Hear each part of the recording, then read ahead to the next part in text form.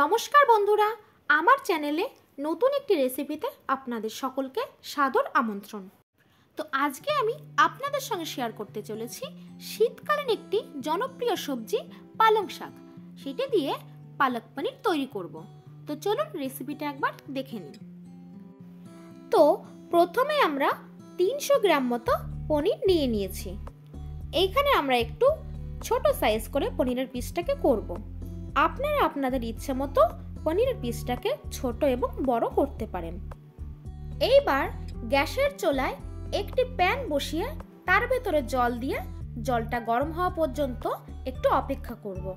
জলটা মোটামুটি গরম হয়ে গেলে তার মধ্যে দিয়ে দেব আগে থেকে কেটে ধুয়ে বেছে রাখা পালং শাক। পালং শাক এখানে আমরা 500 গ্রাম মতো ব্যবহার করেছি। এইখানে আমার হাতে ক্যামেরা ছিল বলে আমার বরমশাই শাকগুলো জলের ভিতরে ছেড়ে দিয়েছে। শাকটাকে 3 থেকে 4 মিনিট পর্যন্ত ভাপিয়ে নিলেই যথেষ্ট। তো আমাদের এখানে শাকটা ভাপানো হয়ে গেছে। এবার শাকটাকে নামিয়ে আমরা একটু ঠান্ডা জলে রেখে দেব, যাতে শাকের সবুজ কালারটা নষ্ট না হয়ে যায়। যার জন্য আমরা এখানে ফ্রিজ থেকে একটু আইস কিউব নিয়ে জলের ভিতরে রেখে দিয়েছি। এইবার শাকটাকে ছেঁকে ওই ঠান্ডা জলের ভেতরে দিয়ে দেব। আর হ্যাঁ, এইখানে আমরা শাকটাকে সেদ্ধ করার সময় কিছুটা কাজু বাদাম আর একটু লঙ্কা দিয়ে নিয়েছি। দেখুন এখানে আমরা শাকটা নামিয়ে নিয়েছি। এইবার যে বরফ জলটা গুলে রেখেছিলাম তার ভেতরে এই সেদ্ধ করা শাকটাকে দিয়ে দেব। আপনারা ফ্রিজ থেকে ঠান্ডা জলও ব্যবহার করতে পারেন। পালং শাকটাকে 1 থেকে 2 মিনিট ঠান্ডা জলে রাখার পরে এইবার জলটাকে নিগড়ে একটি মিক্সার জারে দিয়ে দেব। এর মধ্যে একটু লেবুর রস দিয়ে দেব, যাতে মিক্সার হওয়ার সময় কালারটা নষ্ট না হয়ে যায়। এইভাবে খুব মিহি একটি পেস্ট তৈরি করে নিতে হবে। তো দেখুন এখানে পেস্টটা কত সুন্দর হয়েছে এবং কালারটা একটু চেঞ্জ হয়নি। এইবার গ্যাসের চুলায় কড়াইটা বসিয়ে কড়াইটা গরম হওয়ার পর দিয়ে দেব তার ভেতরে তেল। এইখানে আমরা সাদা তেল ব্যবহার করেছি। এই রান্নাটা সাদা তেলে করলে খেতে বেশি ভালো লাগে।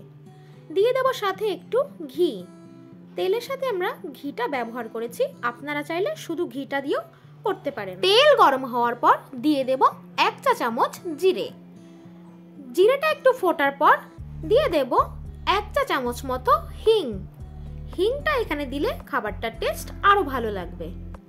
এইবার একটু নাড়াচাড়া করে, যেটা খুব ইম্পর্টেন্ট একটা জিনিস এই রান্নায়, সেটা হলো রসুন কুচি। এখানে আমরা দিয়েছি 2 চামচ মতো রসুন কুচি।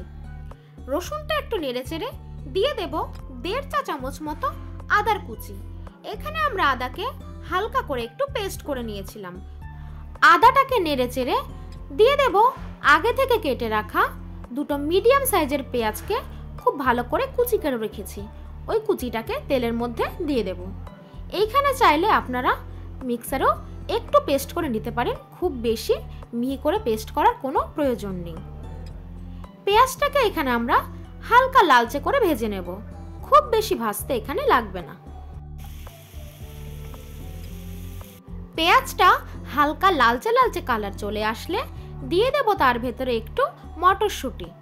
আপনারা চাইলে এটাকে নাও দিতে পারেন, এটা সম্পূর্ণ অপশনাল। আমার কাছে ছিল তাই আমি ইউজ করেছি। মটরশুঁটিটাকে একটু নেড়েচেড়ে দিয়ে দেব আগে থেকে কুচি করে রাখা একটি টমেটো কুচি। টমেটোটাকে এবার একটু হালকা করে কষিয়ে নেব, যাতে টমেটোটার কাঁচা গন্ধটা চলে যায়। টমেটোটা কষানো হয়ে গেলে দিয়ে দেবো একে একে সমস্ত মশলাগুলো। প্রথমে দিয়ে নেব আমরা এখানে স্বাদ অনুযায়ী লবণ, দিয়ে দেব পরিমাণ মতো হলুদ গুঁড়ো। এইখানে আমরা 1 চা চামচ মতো হলুদ ব্যবহার করেছি আর 1.5 চা চামচ মতন লবণ দিয়েছি। সাথে দেব 1/2 চা চামচ করে জিরে ও ধনিয়া গুঁড়ো। এবার সমস্ত মশলাকে খুব ভালোভাবে একটু কষিয়ে নিতে হবে। এই পর্যায়ে গ্যাসের ফ্লেমটাকে লো টু মিডিয়ামে রাখতে হবে। আর হ্যাঁ, 1 চা চামচ মতো দিয়ে দেব লঙ্কার গুঁড়ো।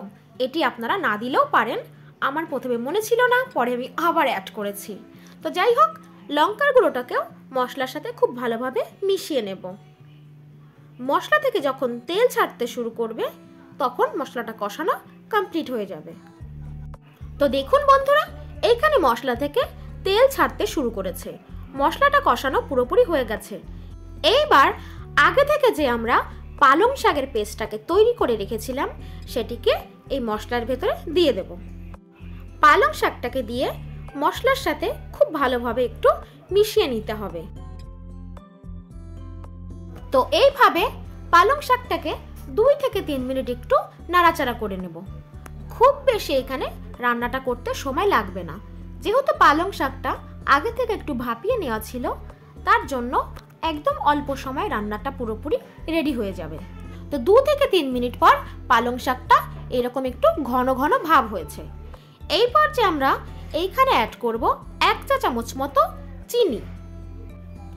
এইবার সামান্য একটু নেড়ে চেড়ে আগে থেকে যে আমরা পনিরগুলোকে কেটে রেখেছিলাম সেই পনিরগুলো এই পালং শাকের ভেতরে আস্তে আস্তে দিয়ে দেব। এইখানে আমরা পনিরটাকে না ভেজে ইউজ করছি, আপনারা চাইলে ভেজেও নিতে পারেন। এবার খুব হালকা হাতে পনিরগুলোকে পালংয়ের সঙ্গে লাগিয়ে দিতে হবে, তবে খুব সাবধানে নাড়তে হবে যাতে কাঁচা পনিরগুলো ভেঙে না যায়। তবে এখানে আমাদের পনিরটাকে প্রচুর ছোট ছোট করে পিস করা হয়ে গেছিল, আরেকটু বড় হলে আমার মনে হচ্ছিল যে আরেকটু ভালো হতো, ভাঙার সম্ভাবনাটা আরেকটু কমে যেত। তো যাই হোক, এইভাবে হালকা হাতে নেড়ে চেড়ে 4 থেকে 5 মিনিটের জন্য একটু ঢাকা দিয়ে দেব। তো 4 থেকে 5 মিনিট পর আমরা ঢাকনাটা খুলে দেব। তো দেখুন বন্ধুরা, রান্নাটা এখানে আমাদের পুরোপুরি কমপ্লিট হয়ে গেছে। রেসিপিটা আপনাদের কাছে কেমন লাগলো অবশ্যই কমেন্টস করে জানাবেন, আর ভিডিওটা ভালো লাগলে চ্যানেলটিকে সাবস্ক্রাইব করে বেল আইকনে ক্লিক করে দেবেন। আর এতক্ষণ আমার সাথে থাকার জন্য আপনাদেরকে অসংখ্য ধন্যবাদ। দেখা হচ্ছে নেক্সট কোনো রেসিপিতে।